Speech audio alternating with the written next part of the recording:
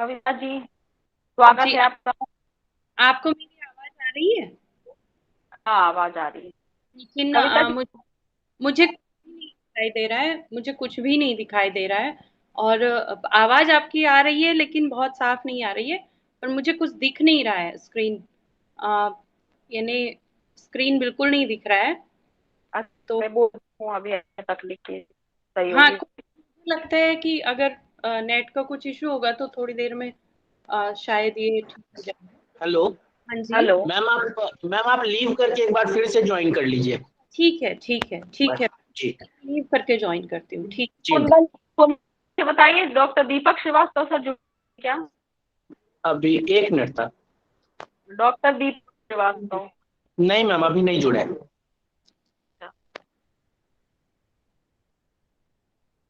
उनको लिंक देना एक बार।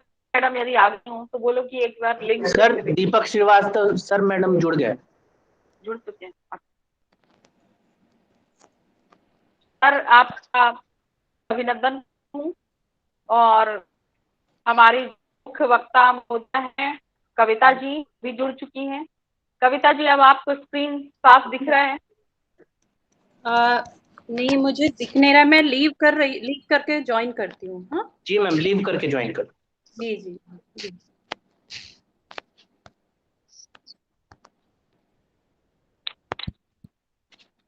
सर डॉक्टर दीपक जुड़ चुके हैं।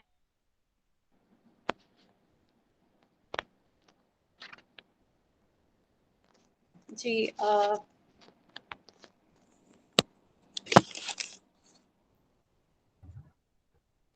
प्रणाम दीदी, आपको सादर प्रणाम। प्रोफेसर स्मृति शुक्ल जी, आपको बहुत बहुत प्रणाम। और अब आप आपको दिख रहा है बहुत क्या? बहुत स्वागत है। हाँ, आप दिख रहे हैं। अच्छा अच्छा, मैं एक मिनट में देखती हूँ। आवाज साफ आ रही है? आवाज आ रही है, हाँ। जी जी जी। श्रीवास्तव, यदि आप भी मुझे दिख जाते हैं तो मुझे आश्वस्ति हो जाती कि आप जुड़ चुके हैं। हाँ, मैं जुड़ गया हूँ, बिल्कुल जुड़ गया हूँ। जी सर, ठीक है सर। आपका बहुत बहुत स्वागत है। और थैंक यू सो मच। कुछ क्षणों में हमारे प्रतिनिधि हमारे साथ हैं, जुड़ जाएंगे तो हम अपना प्रारंभ करेंगे।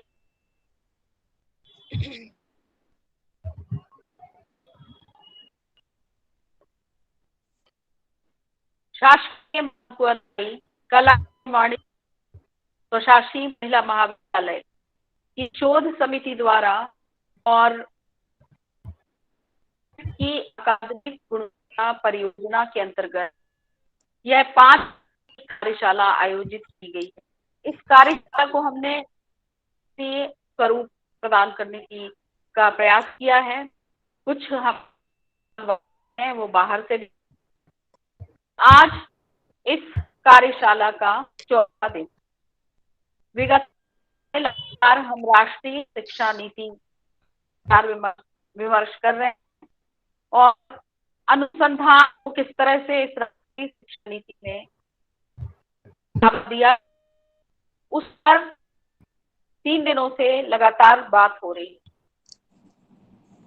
मैं आज के कार्यक्रम के अध्यक्ष महोदय से माँ देवी के चरण नमन करते हुए कार्यक्रम शुभारंभ और हमारी मुख्य कविता भट्ट जी का स्वागत करती हूँ। कार्यक्रम की अध्यक्षता कर रहे प्रोफेसर दीपक श्रीवास्तव जी का भी स्वागत कर। हमारे विद्यालय की प्राचार्य डॉक्टर लीला भलान मैडम, जो अतिरिक्त संचालक उच्च शिक्षा जबलपुर दायित्व पर भी के दायित्व का निर्वहन नहीं है। आपका भी मैं मैडम को स्वागत करती हूँ कि ही महाविद्यालय की सारी शोध गतिविधियां संचालित होती हैं। कार्यशाला को मुझे है डॉक्टर नचिकेता विश्वविद्यालय से डॉक्टर राठौर में हूँ कि लगातार हुई हैं रोशनी जी और भी समस्त प्राध्यापकगण, हमारे जो शोधार्थी हैं, आप सभी अभिनंदन करती हूँ। बताना चाहती हूँ कि विगत दिनों से हमारे जो वक्ता थे उन्होंने न केवल जो हमारी राष्ट्रीय शिक्षा नीति है की बात की, बल्कि के सामने कौन चुनौतियां हैं उनकी भी बात की। और कल और परसों जो बात हुई थी, श्री दिलीप दुबे जी ने बात की, उन्होंने कुछ समाधान सुझाए थे। अभी का कहना था कि जो शिक्षा नीति है इसका क्रियान्वयन हम पर ही निर्भर उच्च शिक्षा के क्षेत्र में हम देखें और तमाम तरह के दबावों ने कहा कि हम मुक्त करने का प्रयास किया गया है। विज्ञान से जय अनुसंधान तक हम इस शिक्षा नीति के माध्यम से जा रहे हैं। मुझे याद आता है कि यूजीसी की पूर्व चेयर जो थे हमारे प्रोफेसर यशपाल, उन्होंने कहा था कि शिक्षा में अनुसंधान अत्यंत आवश्यक है, क्योंकि अनुसंधान नहीं होगा तो शिक्षा का भला होगा और न समाज का भला होगा। खुद से ही किसी की पहचान होती है। तो जो हमारी राष्ट्रीय शिक्षा नीति है इसमें भी नवाचार का मार्ग खुला है। राष्ट्रीय उच्चतर शिक्षा का गठन किया गया है और राष्ट्रीय अनुसंधान फाउंडेशन की स्थापना इस दिशा में एक कदम है। और क्योंकि जो भारतीय ज्ञान की परंपरा है ये अनुसंधान परक नहीं, स्रोतों से ये सिद्ध हुआ है कि जहां भी परक होगा वहां अनुकूल होंगी और अच्छे शोध होंगे। आज यदि हम देखें कि ये युग में रह रहे हैं, विज्ञान और टेक्नोलॉजी युग में रह रहे हैं, तो इस समय हमारे सामने चुनौती और उपस्थित हुई। जितना भौतिक रूप से हम उन्नयन किया है उतनी ही चुनौतियां भी हमारे सामने हैं। हम पूछे कि जो अर्थव्यवस्था है उस अर्थव्यवस्था को विकसित करने में भी सृजन अनुसंधान की भूमिका होगी, निश्चित तौर पर होती है और अब राष्ट्रीय में अधिक होगी।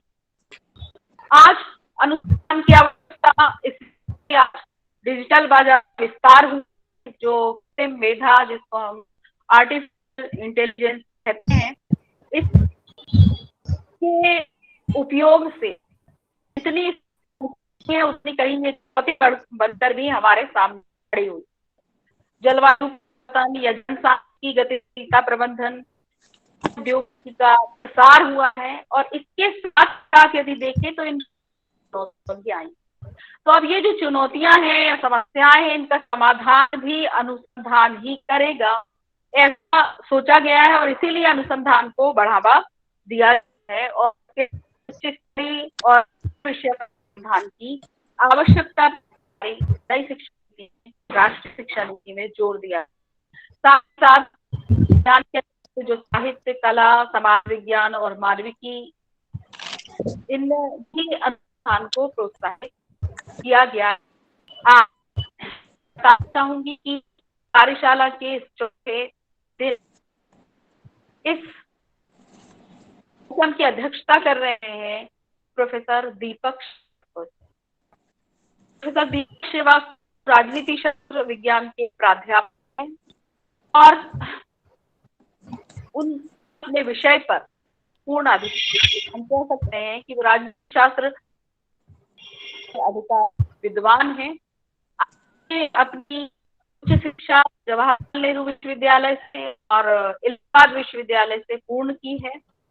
आपने जो शोध कार्य किया है वो अंतर्राष्ट्रीय राजनीति पर किया है, लेकिन मैं कहना चाहूंगी कि दीपक श्रीवास्तव ऐसे विद्वान है, ऐसे अपने क्षेत्र के शिक्षक कि केवल अपने विषय तक सीमित नहीं, चाहे कला हो चाहे साहित्य हो।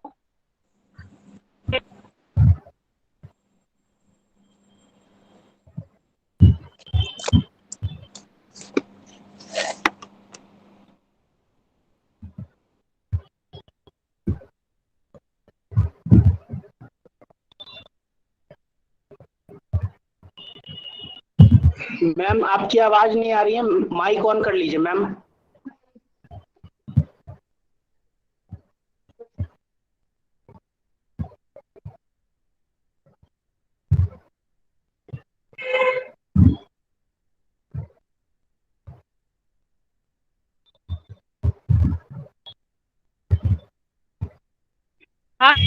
आवाज आ रही?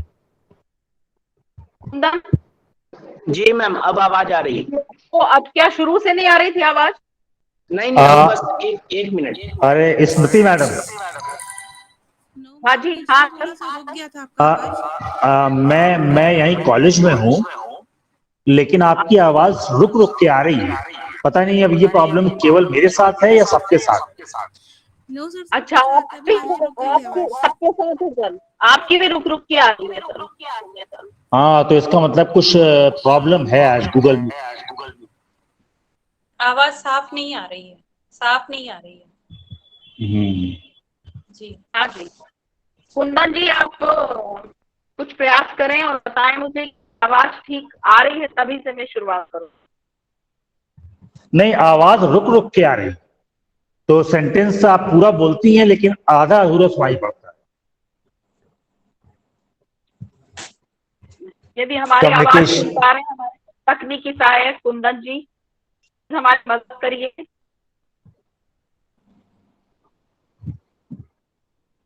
हेलो, डॉक्टर उषा केली मैडम यदि यहाँ पर हैं, प्लीज मदद करिए। आप IQAC में हैं और कुंदन के साथ हैं।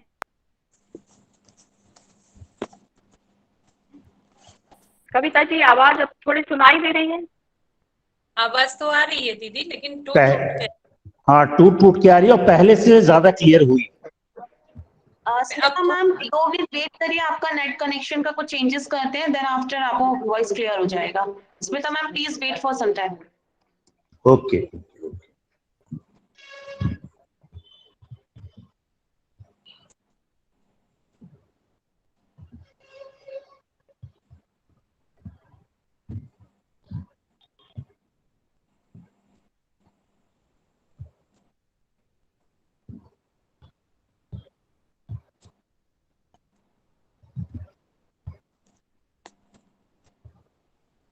आपका माइक म्यूट है, आपका माइक म्यूट है।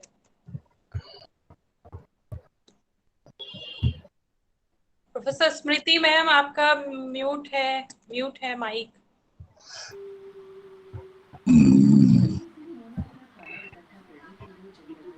हेलो हेलो, जी। आप मेरी आवाज आई? आवाज टूट टूट करके आ रही है। टूट कर आ रही है? अच्छा, एक चीज बताइए, जब मैं बोलती हूँ तो आपको आवाज बिल्कुल पूरा सेंटेंस सुनाई देता है? आपकी भी गूंज रही है, आपकी भी हाँ, गूंज रही है। कुछ है गड़बड़ इसमें, कुछ आपकी गड़बड़ भी है। आवाज गूंज रही है। गुजराल मैडम, हाँ, आप बोल के देखिए।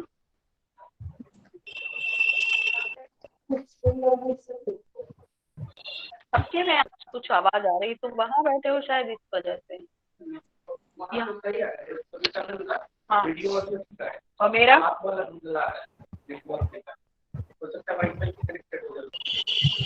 हेलो, बाकी लोगों के माइक म्यूट करवा दीजिए, सब लोगों के माइक माइक म्यूट नहीं है।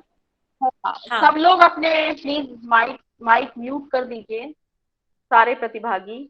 और अब आप बताएं मुझे कि थोड़ा ठीक हो गया तो मैं शुरुआत कर दूं, जिससे मेरी आवाज भले मेरे नेटवर्क के कारण ना सुनाई दे रही हो, पर आप लोगों को की आवाज सुनाई देगी।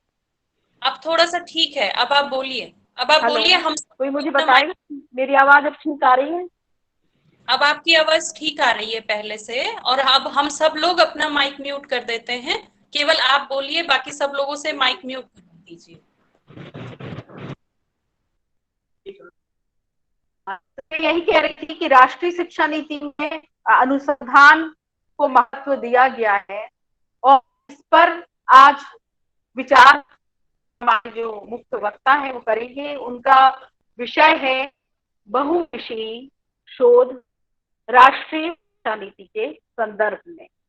और आज कार्यक्रम की अध्यक्षता कर रहे हैं डॉक्टर दीपक श्रीवास्तव जी। डॉक्टर दीपक श्रीवास्तव जी का परिचय में दे रही थी, शायद तब तक आप तक आवाज नहीं पहुंची, तो मैं बता दूं कि प्रोफेसर दीपक श्रीवास्तव जी शासकीय मानकुआरबाई कला एवं वाणिज्य प्रशासकीय महिला महाविद्यालय में राजनीति शास्त्र विभाग के प्राध्यापक हैं। आपकी उच्च शिक्षा जवाहरलाल नेहरू विश्वविद्यालय नई दिल्ली और इलाहाबाद विश्वविद्यालय से हुई है।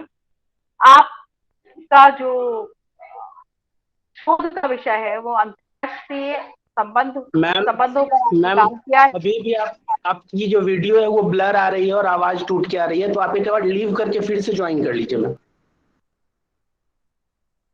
अच्छा, मैं जी लीव करती हूँ। मैं जी इससे पहले कविता को आमंत्रित कर देती कि कविता जी मैम, बात आवाज करेंगी। जी 1 मिनट, और कविता जी जी का परिचय भी मुझे देना है। मैं क्षमा चाहती हूँ कि 2 मिनट के लिए मैं लेफ्ट होके फिर वापस आती हूँ।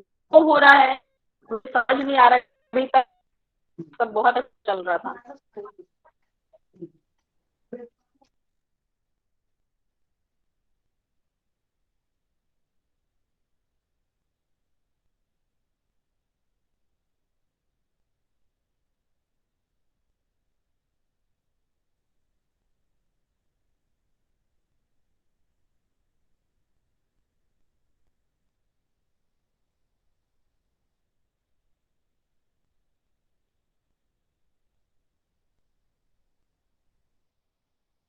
अब मैं इस आशा के साथ जुड़ रही हूँ आप सबसे कि आप सब शायद मुझे ठीक से सुन पा रहे हैं। आप मुझे कंफर्म कर दीजिए कि मेरी आवाज आ रही है कविता जी। हाँ जी, आवाज फिर भी सही नहीं आ रही है, उतनी अच्छी नहीं आ रही है आवाज। पता नहीं, अब मेरी जैसे मैं बोलती हूँ तो आपको सही सुनाई देता है? अभी आपका अभी हमको सही सुनाई दे रहा, बीच में आपकी भी बहुत आवाज टूट के आ रही थी। हाँ, अब फिर तो अभी ठीक आई आपकी आवाज, अभी ठीक आई जी। तो मैं दीपक श्रीवास्तव जी का परिचय दे रही थी, क्यों इस व्यवधान इसमें आ रहा है मैं समझ नहीं पा रही हूँ। शायद नेटवर्क प्रॉब्लम है। मैं मोबाइल डेटा से आपसे जुड़ी हूँ, पर आई डोंट नो। तो दीपक श्रीवास्तव के ऐसे प्राध्यापक हैं जिन्होंने की अध्ययन बहुत है, जिन्होंने कई कई घंटे अपने बिताए हैं। ये विषय ही नहीं कि चाहे वो साहित्य हो, चाहे दर्शन हो, चाहे ज्ञान हो, बहु पुस्तकों का आपने अध्ययन किया है। और आप एक कुशल प्रशासक भी हैं। देखा आप अपनी जो भी जिम्मेदारियां आप इतनी तरह से निर्वहन करते हैं कि हमको आपसे प्रेरणा मिलती। और मुझे लगता है कि जब मैं साहित्य में भी कहीं अटक, कहीं मुझे पूछना होता है, तो मैं दीपक श्रीवास्तव सर से पूछती हूँ। ये उनका, आप समझ लीजिए कि ये उनका एक अपनी पहचान है। आपने राजनीति शास्त्र विषय में बहुत सारे पत्र लिखे हैं, जो के विषय के जो शोध पत्रिका प्रकाशित हुए हैं, और निरंतर अपनी से जुड़े हुए हैं, निरंतर से आप जुड़े रहते हैं। मैं आपका बहुत स्वागत करती हूँ।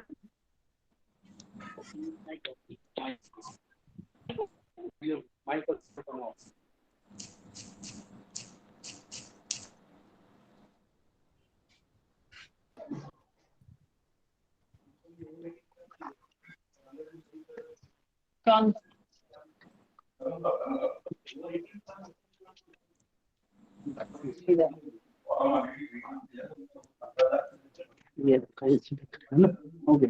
हमको सुनने के लिए।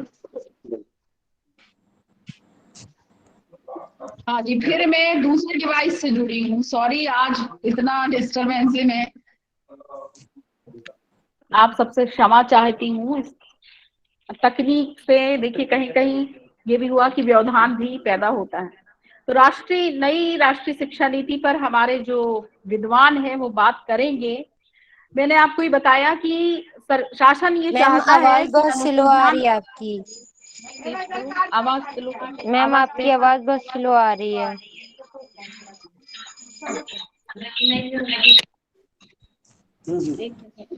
इसकी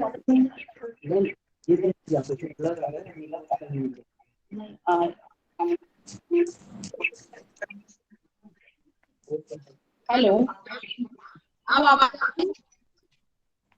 हेलो जी। थोड़ी बहुत आवाज आ रही मेरी? पता नहीं आज क्या समस्या है, समझ में नहीं आ रहा है। वो कुछ कुछ कुछ तो गड़बड़ है, कुछ गड़बड़ है आज।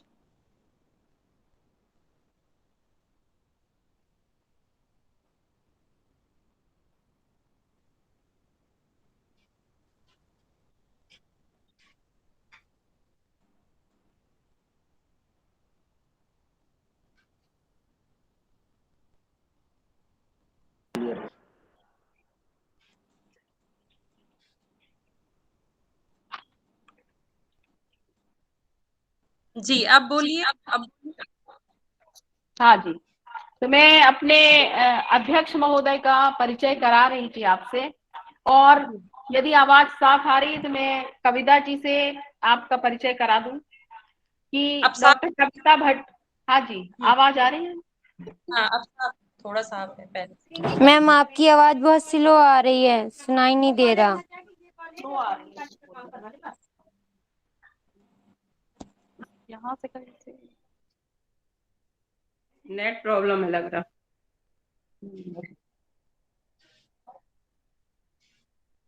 हेलो, अब आवाज आ रही है? अब शायद, हाँ अब ठीक आएगी। तो हमारे बीच है कविता भट्ट जी। कविता भट्ट जी रिसर्च एसोसिएट हैं, हेमवती नंदन बहुगुणा केंद्रीय विश्वविद्यालय गढ़वाल उत्तराखंड में। आप मुख्य वक्ता के रूप में उपस्थित हैं। कविता जी का आज का विषय है बहुविषयी शोध राष्ट्रीय शिक्षा नीति के संदर्भ में। कविता जी का परिचय है कि कविता जी ने अंग्रेजी साहित्य में स्नातकोत्तर उपाधि प्राप्त की है और इसके साथ ही साथ दर्शन शास्त्र में भी स्नातकोत्तर उपाधि प्राप्त की है। आप योग दर्शन की विशेषज्ञ हैं और आपने योग में ही पीएचडी की उपाधि हासिल की है। अनुसंधान के क्षेत्र में उत्कृष्टता को दृष्टिगत रखते हुए भारतीय अनुसंधान परिषद नई दिल्ली द्वारा आपको सम्मानित किया गया है। आप प्रसिद्ध कवित्री हैं, गीतकार हैं, हाइकू आपने लिखे हैं और इसके अलावा आपने हिंदी की आलोचना पर भी बहुत अधिक कार्य किया है। नीलांबरा ई पत्रिका की आप संपादक हैं तथा अंतरराष्ट्रीय पत्रिका हिंदी चेतना की परामर्शदात्री समिति में भी आप सदस्य हैं। अनेक राष्ट्रीय और अंतरराष्ट्रीय शोध पत्रिकाओं में अब तक 100 से अधिक शोध पत्र आपके प्रकाशित हुए हैं। भारत सरकार के विज्ञान एवं प्रौद्योगिकी मंत्रालय में राष्ट्रीय विज्ञान एवं प्रौद्योगिकी संचार परिषद की समिति में हिंदी सलाहकार के रूप में आप नामित हैं भारत सरकार की ओर से। आपकी लिखी हुई पुस्तकें 4 विश्वविद्यालयों में पाठ्यक्रम में लगी हुई हैं और आपकी कविताओं पर, आपके गीतों पर नृत्य की प्रस्तुतियां दी जा चुकी है। प्रसिद्ध संगीतकारों ने उसमें संगीत दिया है और प्रसिद्ध कथक नृत्यांगना उर्वी जी ने आपके कविताओं पर, आपके गीतों पर अपने नृत्य प्रस्तुत किए। आप प्रखर वक्ता हैं। भारतीय उच्चायोग लंदन, विश्व हिंदी सचिवालय और साहित्य संवाद समिति मॉरिशस, नेपाल, यूएई तथा यूनाइटेड किंगडम आदि के पटलों पर आपकी निरंतर उपस्थिति है। विश्व के अनेक देशों के विश्वविद्यालयों द्वारा वक्ता के रूप में आप आमंत्रित की जाती रही हैं। ऐसी विदुषी अंग्रेजी, हिंदी और दर्शन शास्त्र की अध्येता कविता भट्ट जी को हम बहुत ही सम्मान के साथ आमंत्रित कर रहे हैं कि आप अपनी बात प्रारंभ करें। आदरणीय कविता भट्ट जी। जी, मेरी आवाज आपको ठीक से आ रही है? हाँ, बिल्कुल ठीक से आ रही है कविता जी। अच्छा, ठीक है। बहुत बहुत धन्यवाद आपको। शुक्र जी, मैं बहुत बहुत बधाई देती हूँ। और इतना बड़ा महायज्ञ आपने ये आयोजित किया है। इस महायज्ञ में एक छोटी सी जो वैचारिक आहुति है वो मुझे भी आपने डालने का मौका दिया। मेरे लिए बहुत बड़े सौभाग्य की बात है। और ऐसे जो महायज्ञ होते हैं शिक्षा जगत में, उनका अपना अलग ही एक स्थान होता है, उनका बहुत बड़ा महत्व तो इसलिए होता है क्योंकि ये जो है ये सामान्य आयोजन नहीं होते हैं, ये ऐतिहासिक आयोजन होते हैं।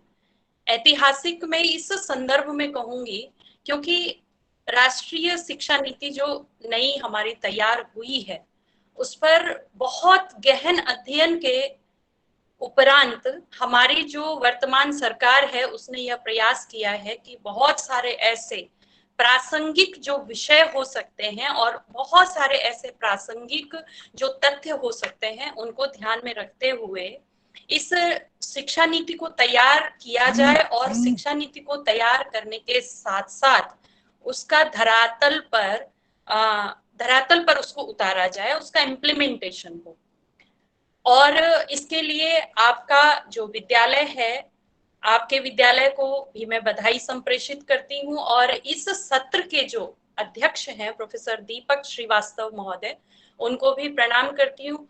साथ ही साथ इस सत्र में और अन्य सत्रों में भी जो विद्यार्थी निरंतर जुड़ रहे हैं, निरंतर इस यज्ञ को सफल बना रहे हैं, क्योंकि अगर विद्यार्थी ना हो, श्रोता ना हो तो ऐसे आयोजनों का महत्व जो है उस तरीके से होता नहीं है। तो इस आयोजन को जो सार्थक बना रहे हैं उन समस्त विद्यार्थियों को बहुत ढेर सारा स्नेह और ढेर सारा शुभकामनाएं, आशीर्वाद भी मैं प्रेषित करती हूँ। क्योंकि जो ऑनलाइन पटल है इसके अपने सीमाएं होती हैं और इसके अपने कुछ ऐसे विवशताएं हो जाती हैं, जैसा कि अभी अभी हम देख रहे थे कि आवाज कभी साफ नहीं आती है, कभी आपका छवि नहीं दिखती है, इस तरह किसी के साथ भी यह हो सकता है। और आदरणीय प्रोफेसर स्मृति शुक्ल जी बहुत बधाई की पात्र हैं। पुनः मैं इस बात को इसलिए कह रही हूँ क्योंकि एक आयोजक ही जानता है कि किसी भी छोटे से आयोजन को करने के लिए भी कितनी बड़ी चुनौतियों का सामना उनको करना होता है।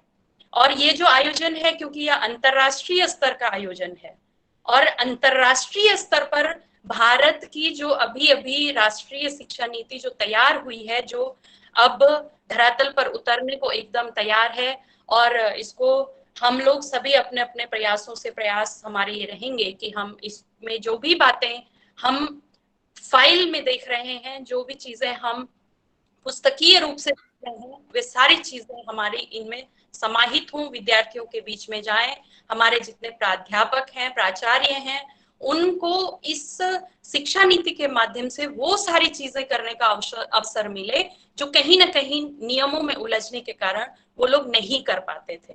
तो इस दृष्टिकोण से भी आपका यह अंतर्राष्ट्रीय वेबिनार बहुत महत्वपूर्ण है, ऐतिहासिक है और पुनः पुनः यह बधाई का विषय है। और अब जाकर के, जैसा कि आदरणीय प्रोफेसर स्मृति शुक्ल जी ने अभी अभी कहा कि जो मेरा विषय है वह बहुविषयी शोध की बात मैं यहाँ पर करूंगी। अब देखिएगा कि एक कथन है कि हम क्या थे, क्या हैं और क्या होंगे अभी, आओ मिलकर विचारें सभी। हमारा इतिहास क्या रहा, हम भूतकाल में क्या थे, हमने वर्तमान में क्या क्या चीजें की हैं और अब हमें भविष्य में क्या करना है। ये तीनों ही जो बातें हैं, इन तीनों बातों को ध्यान में रखते हुए हमें नई शिक्षा नीति के संबंध में भी बात करनी होगी। और न केवल बात करनी होगी बल्कि उन सारे विषयों को, उन सारे तथ्यों को, उनमें अंतर्निहित अर्थों के साथ धरातल पर उतारने का पूरा प्रयास करना होगा विद्यार्थियों के साथ मिलकर के।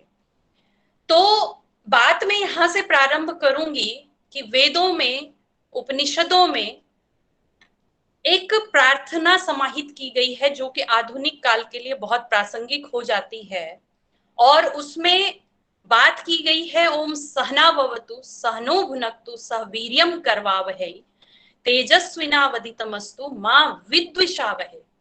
ये जो प्रार्थना है, ये जो मंत्र है, ये अपने आप में सारे भौतिक और आध्यात्मिक जो हमारे विषय हो सकते हैं उन सबको समाहित किए हुए है। यह प्रार्थना गुरु शिष्य की परंपरा को संपोषित करने वाली प्रार्थना है। यह प्रार्थना उन सारे उद्देश्यों को, उन मूल उद्देश्यों को ध्यान में रख करके किसी युग में किसी ऋषि के मुख से निकली होगी कि ओम सहना भवतु सहनो भुनक्तु सह वीर्यम करवावहै तेजस्विना वदितमस्तु मां विद्विषावहै। जबकि आज के जो आज का समय है उसमें हम केवल और केवल शिक्षा का जो उद्देश्य है वह ज्यादातर भौतिक विकास, उसको मैं विकास कहूंगी, भौतिक विकास में ही समाहित हो गया है। और हम जिसको दो तरफ की जो बात है, एक बात होती है स्पिरिचुअल या सोल और दूसरी बात होती है मेटेरियलिस्टिक। एक होता है आत्मिक और दूसरा होता है भौतिक। तो सीधी सी बात यह है कि हमारा जो भारतीय वांग्मय है उसमें जो बात की गई थी वह व्यक्ति के समुचित उन्नति की बात की गई थी, उन्नयन की बात की गई थी। उन्नयन और विकास में बहुत फर्क होता है। विकास जो है वह भौतिक विकास, मतलब भौतिक जो हमारे दृष्टिकोण हैं उस दृष्टिकोण से हम अपने आप को कितना बढ़ा सकते हैं, कितनी वृद्धि उसमें कर सकते हैं, वो विकास या डेवलपमेंट कहलाता है। लेकिन उन्नयन की जब हम बात करते हैं तो उन्नयन में हम उन सारे तथ्यों को समाहित करते हैं, व्यक्तित्व के उन सारे पक्षों को समाहित करते हैं जो कि हमें समाज की एक ऐसी इकाई के रूप में समृद्ध बनाते हैं कि जिस इकाई में भौतिक विकास की बात तो हो, लेकिन केवल और केवल भौतिक विकास जो है वह हमारा दृष्टिकोण ना हो, बल्कि हम उस भौतिक विकास के माध्यम से आत्मिक उन्नति की बात करें, उन्नयन की बात करें, पर्सनालिटी ग्रूमिंग की बात करें, पर्सनालिटी डेवलपमेंट नहीं, पर्सनालिटी ग्रूमिंग की बात करें। उन्नयन यानी कि उत और नयन, इन दो शब्दों से जो बना है, तो उस उन्नयन का अर्थ है कि जब हम अपने आंतरिक मूल्यों की बात करते हैं, जब हम वैयक्तिक जो हमारी समृद्धि है उसके साथ साथ हम पूरे समाज की समृद्धि की बात करते हैं, लोक संग्रह की बात करते हैं। गीता में इसे लोक संग्रह कहा गया है। और अभी का तो जो परिदृश्य है शिक्षा जगत का वह इस पर केंद्रित हो गया है कि मैं अच्छी शिक्षा ग्रहण करूं, शिक्षा ग्रहण करने के बाद मेरे पास एक अच्छी नौकरी हो, खूब सारा पैसा कमाऊं और फिर उसके बाद अपने बच्चों को एक अच्छे अंग्रेजी माध्यम के स्कूल में पढ़ाऊं, उसके बाद मेरे पास एक बढ़िया रहने की जगह हो। जबकि सबसे बड़ी बात यह है कि हमारे मनीषी थे उन्होंने इसको मूल विषय नहीं कहा। इन्होंने यह कहा कि यह केवल एक पक्ष हो सकता है, यह समग्रता नहीं। और उन्होंने बात की दो प्रकार की विद्याओं की। मैं थोड़ा सा भूतकाल की बात इसलिए कर रही हूं क्योंकि जब हम इन वांग्मय के दृष्टिकोण से जब हम विद्या और शिक्षा को समझेंगे तभी हम राष्ट्रीय शिक्षा नीति के सही उद्देश्यों की और उसकी क्या छवि हो सकती है, क्या हम धरातल में कर सकते हैं, तभी ये बातें प्रासंगिक होंगी। तो धीरे धीरे मैं उन चीजों पर आपको लाऊंगी, लेकिन उससे पहले थोड़ा सा हमें यह समझना जरूरी है कि हमने क्या खोया और नई शिक्षा नीति जो है उन जो हमने खोया उसको फिर से प्राप्त करने के लिए कैसे हमें मार्गदर्शन देगी, इस पर बात करूंगी मैं। तो मैं यहाँ पर बात कर रही थी कि हमारे जो मनीषी थे उन्होंने दो प्रकार की विद्याओं की बात की, जिसमें एक विद्या थी पराविद्या और एक अपराविद्या। पराविद्या और अपराविद्या जो है वह व्यक्ति के वैयक्तिक उन्नयन की बात के साथ साथ वह पूरी समष्टि यानी व्यष्टि और समष्टि इन दोनों में एक संतुलन बनाते हुए उन्नयन की बात करती है। पराविद्या और अपराविद्या में ही पराविद्या जो है वह तो आत्मिक अनुभूति का विषय था, अध्यात्म का विषय था, लेकिन अपराविद्या जो है उसमें शिक्षा, व्याकरण, कल्प, निरुक्त, ज्योतिष, छंद, इन सब की बात की गई थी, जिसमें कि चारों वेद भी आते थे, वेदांग भी आते थे, उपनिषद भी आते थे। लेकिन हुआ क्या? हुआ यह कि जब हम अपनी गुरुकुल पद्धति को हमने कहीं ना कहीं एक ऐसे परिदृश्य में छोड़ दिया जहां पर कि हम केवल भौतिक विकास तक सीमित हो गए और हमारा जो उद्देश्य था वह कहीं ना कहीं जो आधुनिक शिक्षा पद्धति थी उस समय अंग्रेजों की ने जो लागू की थी, मैकाले ने जो शिक्षा पद्धति हमें दी, उसमें उन्होंने केवल और केवल यह बात की कि एक व्यक्ति नोट छापने की मशीन कैसे बन सकता है, वह एक अच्छा क्लर्क कैसे बन सकता है, वह एक अच्छा ऐसा व्यक्ति कैसे बन सकता है जो सिर्फ यस बॉस और यस सर कह करके बात करे। और परेशानी जो थी सारी शिक्षा जगत की वो यहीं से प्रारंभ हुई। शिक्षा अपरा विद्या के अंतर्गत शिक्षा केवल एक छोटा सा बिंदु था, लेकिन हमने केवल शिक्षा तक अपने आप को समेट लिया और ये जो बात हुई, यही सारे जो गड़बड़ियां पैदा हुई वो यहीं से पैदा हुई। हमने केवल और केवल तकनीकी शिक्षा को हमने मूल में रखा, हमने उन सारे विषयों को भुला दिया जो कला, साहित्य, मानविकी ये सारे विषय थे वो कहीं ना कहीं नेपथ्य में चले गए। अब हुआ क्या कि लिबरल आर्ट्स की बात तो हमने की, और लेकिन हमने उस मूल विषय को नहीं पकड़ा जहां पर हमें बात करनी चाहिए थी।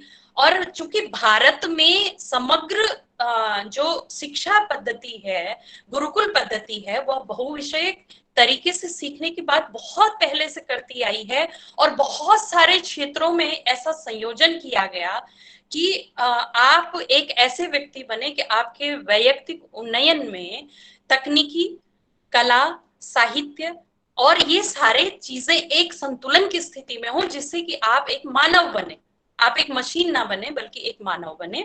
और आप देखिए कि उज्जैन में सांदीपनी ऋषि का आश्रम है। सांदीपनी जी जो थे वे भगवान कृष्ण के गुरु थे और उन्होंने उस आश्रम में, जब मैंने एक बार मैं गई थी तो मैंने देखा वहां पर 64 कलाओं का उन्होंने पूरा भित्ति चित्रों के माध्यम से प्रदर्शित किया गया है कि 64 कलाएं क्या होती हैं। अब 64 कलाओं में वे सारे स्किल हैं, वे सारे कौशल हैं जिनके लिए आज हम इस राष्ट्रीय शिक्षा नीति में जिन मुद्दों को हम प्रकाश में लाना चाहते हैं, जिन विषयों पर हम बात करना चाहते हैं, जिन विषयों को हम धरातल में उतारना चाहते हैं। और ये जो कलाएं हैं, ये कलाएं जीवन जीने की कला होने के साथ साथ आत्मिक उन्नयन की भी कला है। तो उन 64 कलाओं के माध्यम से, चाहे वह चित्रकला की बात हो, गायन की बात हो, रसायन शास्त्र की बात हो, गणित की बात हो, और व्यावसायिक क्षेत्र में जितनी भी, चाहे वह अभियंता बनने का विषय हो या एक उत्तम वैज्ञानिक बनने की बात हो, ये सारी जो विद्याएं हैं वो सब उन 64 कलाओं में समाहित थी। हुआ क्या, हमने गुरुकुल पद्धति को धीरे धीरे गुलामी के दौर में हमने उसको खोया। जब हमने उसको खोया, उसके बाद हमने एक ऐसी शिक्षा पद्धति को अपनाया जिसके बाद हम मशीन बनने की ओर अग्रसर हुए।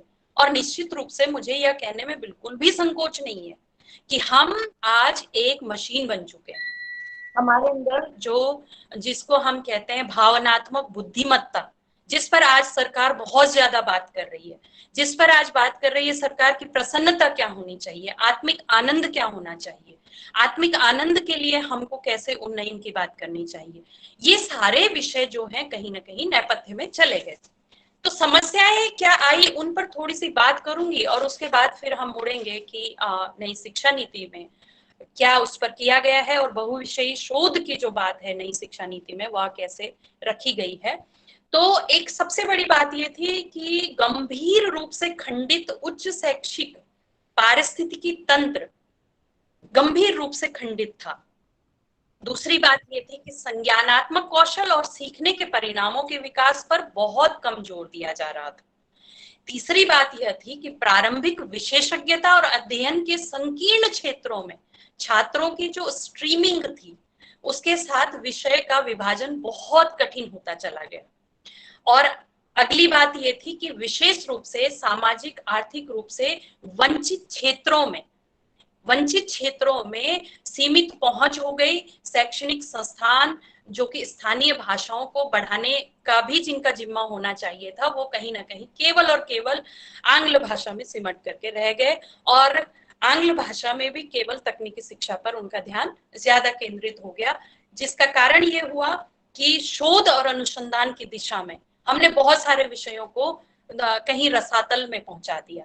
आज सरकार ने यह प्रयास किया है कि उसको हम रसातल से निकालें और बहुविषयी शोध की बात करें, क्योंकि सीमित शिक्षक और संस्थागत स्वायत्तता ये भी एक बड़ी समस्या थी और योग्यता के आधार पर कैरियर प्रबंधन और संकाय और संस्थागत नेताओं की प्रगति के लिए अपर्याप्त तंत्र जो था वो अपर्याप्त था। इस पर कहीं ना कहीं सरकार का ध्यान गया और अधिकांश विद्यालयों और कॉलेजों में शोध पर बहुत कम जोर दिया जा रहा था और शोध जो है वो केवल एक डिग्री प्राप्त करने का माध्यम बन करके रह गया था कि मैंने पीएचडी कर ली, उसके बाद मैं कहीं प्रोफेसर हो जाऊं, बस उसके बाद प्रोफेसर होने के बाद मेरी जिम्मेदारी खत्म। मुझे ना तो कुछ नया सीखना है और ना ही कुछ नया सिखाना है। जब मैं सीखूंगी ही नहीं नया तो सिखाऊंगी कहाँ से। तो हमने क्या किया कि ज्ञान को अलग अलग छोटी छोटी कोठरियों में बंद कर लिया। मैं दर्शन शास्त्र की हूं तो मैंने सोचा कि मैं कला की बात क्यों करूं, मैं संगीत की बात क्यों करूं, मैं विज्ञान की बात क्यों करूं, या फिर मैं वाणिज्य की बात क्यों करूं।